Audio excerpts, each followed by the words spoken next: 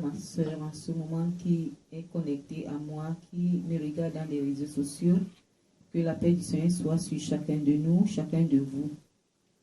Il s'établit pour régner éternellement. Pendant que la paix du Seigneur règne dans ton cœur, David, les troubles disparaissent, les maladies n'ont plus d'autorité en toi, la servitude est abanie. Dans cette paix-là, le Seigneur s'est souvenu encore de nous en ce moment, pour nous éclairer davantage et nous restaurer dans ce que nous sommes et dans ce que nous devons devenir. Il s'agit du vrai Dieu. Il s'agit de Dieu, de la lumière, le Dieu d'amour, le Dieu de la vérité, le Dieu de délivrance, le Dieu d'accomplissement. Mon thème, c'est porteur de vision de l'Éternel. Nous allons nous diriger dans Genèse chapitre 37. Avant de lire, nous allons d'abord écouter. Il s'agit ici des patriarches, Abraham, Isaac et Jacob. Le temps d'Abraham était passé.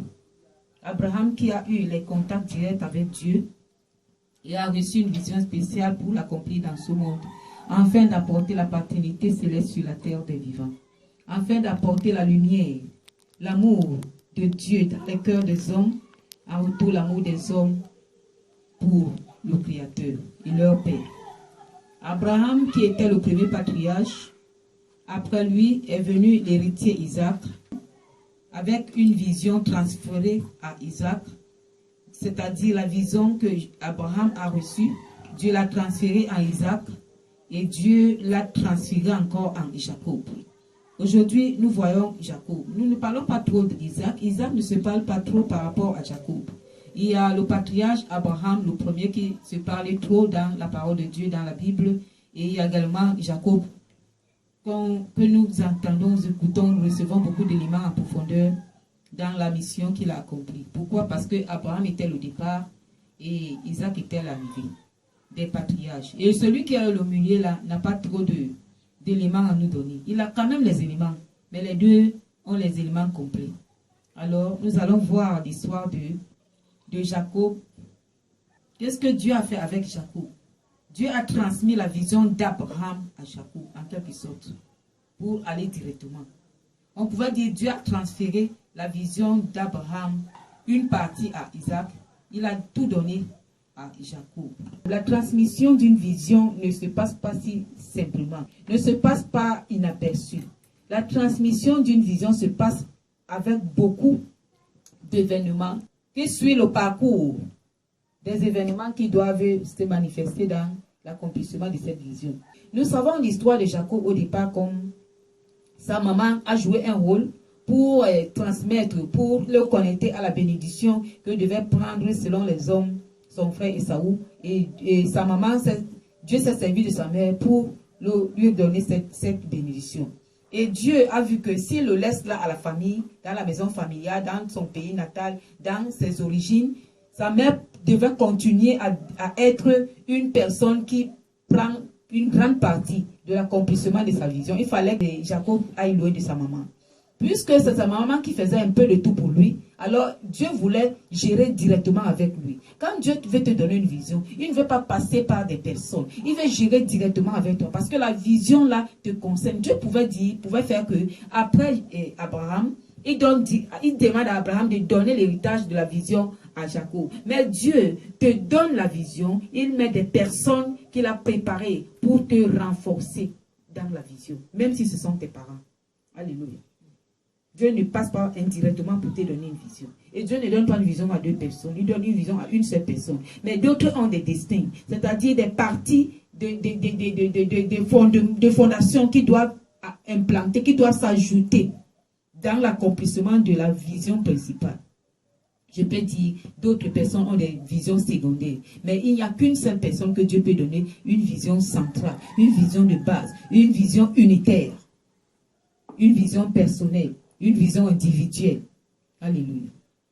Alors, pendant que Dieu a vu ça, il l'a éloigné. Il fallait également qu'il s'éloigne pour qu'il arrive à devenir un homme. Il affronte ses responsabilités. Il fallait qu'il soit responsable.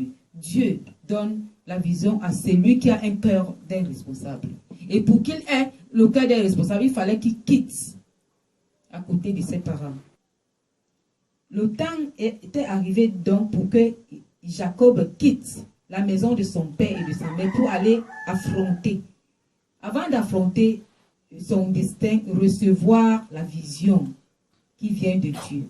Et cette vision n'était pas directement la vision de Jacob, c'était la vision d'Abraham, que Dieu devait transmettre à Jacob.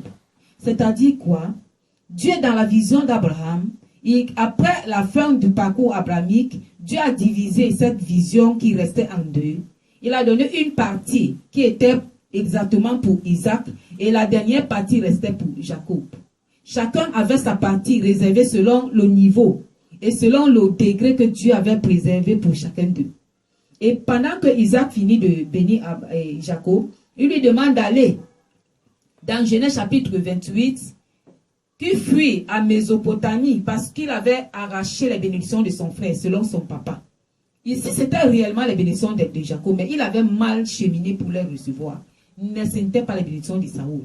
Et parce que Saoul attendait ses bénédictions, il s'est mis enragé, il pouvait tuer même son frère. Son papa lui a demandé de partir.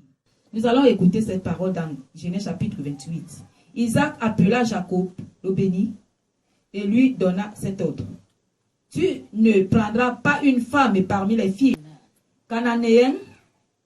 Lève-toi, va à Badan Aram, à la maison de Bethuel, père de ta mère, et prends-y une femme d'entre les filles de Laban, frère de ta mère.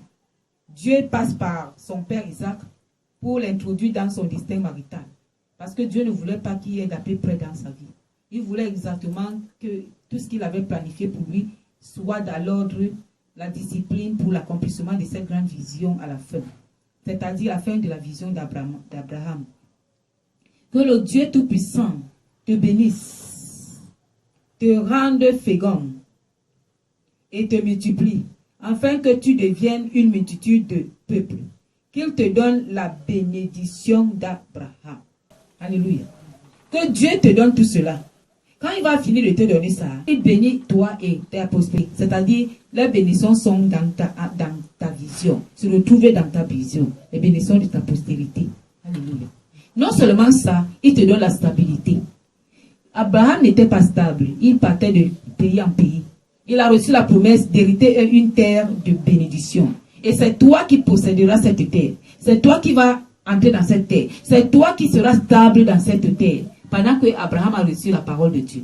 Alors je vais accomplir la fin du parcours de cette grande vision qu'est donnée à Abraham avec toi, Jacob, en toi, Jacob. La Bible nous dit que Jacob a continué et maintenant, après, quand il marchait donc, il a obéi, il s'est retrouvé à un endroit où il fallait qu'il dorme. Il s'agit de la vision de l'échelle. Il fallait que Jacob dorme. Il passe la nuit parce qu'il se faisait tard. La vision de l'échelle arrive maintenant. Il fallait que Dieu vienne pour donner la part de bénédiction d'Abraham à Jacob. Il fallait que Dieu vienne connecter. Il vient transmettre la vision abrahamique à Jacob. La Bible nous dit dans Genèse chapitre 28, à partir du verset 10, Jacob partit de Beersheba et s'en alla à Charan.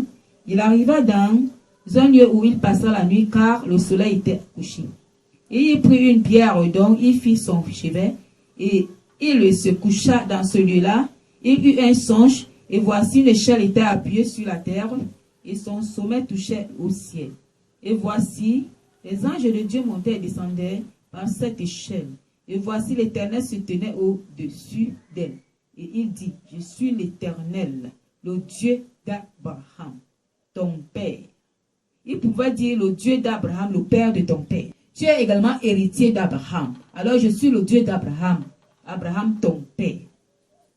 Alléluia. Et le Dieu d'Isaac. Et là, il ne met plus Isaac ton père. Il s'arrête le Dieu d'Abraham ton père. Parce que c'est Abraham qui est le père de tous. Il est le père d'Isaac, il est le père de Jacob, il est le père de tous. Selon le plan de Dieu. Dans le cadre spirituel, Abraham était le père de Jacob. Il n'était pas le grand-père. Le grand-père de Jacob, Abraham était dans le cadre charnel. Maintenant, Dieu Esprit vient le bénir, l'introduire dans la vision spirituelle, abrahamique. Alors, il le connecte directement à son père, Abraham, qui est charnellement le grand-père. Alléluia. Béni soit le Seigneur des Seigneurs. La terre sur laquelle tu es couché, je la donnerai à toi et à ta postérité. Ta postérité sera comme la poussière de la terre. Tu t'étendras à l'Occident et à l'Orient, au septentrion, au midi, et toutes les familles de la terre seront bénies en toi et en ta postérité. Voici, je suis avec toi, je te garderai partout où tu iras, et je te ramènerai dans ce pays, car je ne t'abandonnerai point, que je n'ai exécuté ce que j'ai dit. Jacob se réveilla de son sommeil et il dit, certainement, l'Éternel est en ce lieu et moi, je ne le savais pas. Gloire à Dieu. Les mêmes paroles prophétiques que Dieu avait données à Abraham en lui donnant la vision, c'est les mêmes paroles que Dieu a ramenées à Isaac d'une manière claire. Non seulement l'a ramené d'une manière claire, c'est connecté à lui par la vision. Il a été mis au spirituel de Jacob pour déposer la transmission de la femme de cette vision trinitale des pères. Alléluia. Qui représentait Dieu sur la terre, des vivants. Alléluia. Béni soit le Seigneur. Cette vision que Dieu avait donnée à Jacob était la vision d'Abraham. Dieu l'a terminée avec Jacob. Nous sommes dans le thème porteur de vision de l'Éternel Dieu. Dieu n'avait pas trouvé nécessaire de donner cette vision à deux enfants d'Isaac qui étaient Esaü et Jacob. Dieu donne la vision à une seule personne. Ce que vous détenez là qui accompagne le visionnaire, c'est le destin, ce sont les éléments que Dieu vous donne en partie pour apporter dans l'accomplissement de la vision.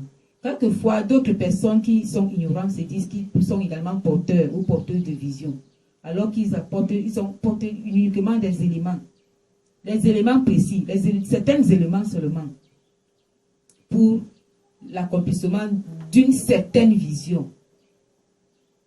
Les éléments que tu portes ne peuvent pas soutenir toutes les visions, non.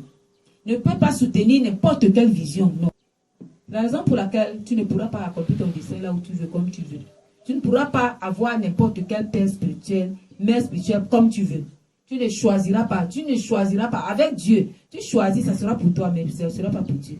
Parce que Dieu a programmé, il a planifié, il a ordonné, il a classé chaque famille, chaque visionnaire, chaque berger avec ses brebis, chaque berger avec ses brebis, chaque visionnaire, chaque porteur de vision avec son royaume. Dans un royaume, il y a un nombre de personnes. Il y a certaines personnes qui sont typiquement pour tel royaume. Nous avons tous un grand royaume. Mais il y a des éléments en partie, aux anges. Il soit l'Éternel. Porteur de vision. Jacob, toi qui m'écoutes, tu portes la vision d'une manière. Tu portes la vision de l'autre manière. Mais, comprends que cette vision, pour qu'elle s'accomplisse, il y a des combats. Il y aura toujours des combats. Il y aura toujours des situations qui vont naître. Il y aura toujours des obstacles. Il y aura toujours des défis. Les défis parviendront à l'intérieur de la vision et à l'extérieur de la vision. Les défis parviendront de près et de loin. Toi, ton rôle est d'accomplir la vision. Alléluia. Béni soit le Seigneur. Ton rôle est d'accomplir la vision. Et pour l'accomplir, tu dois marcher dessus. Sur tout ce qui peut arriver dans ta vie. Tout ce qui peut venir de ta vie, dans ta vie. Venant des hommes, venant de qui que ce soit. Parce que tu n'as pas intérêt à échouer. Tu n'as pas intérêt à ne pas accomplir cette vision. Mais tu as un devoir, une responsabilité. C'est au-delà d'un devoir. Tu as une responsabilité d'accomplir cette vision. Peu importe le temps qui fera.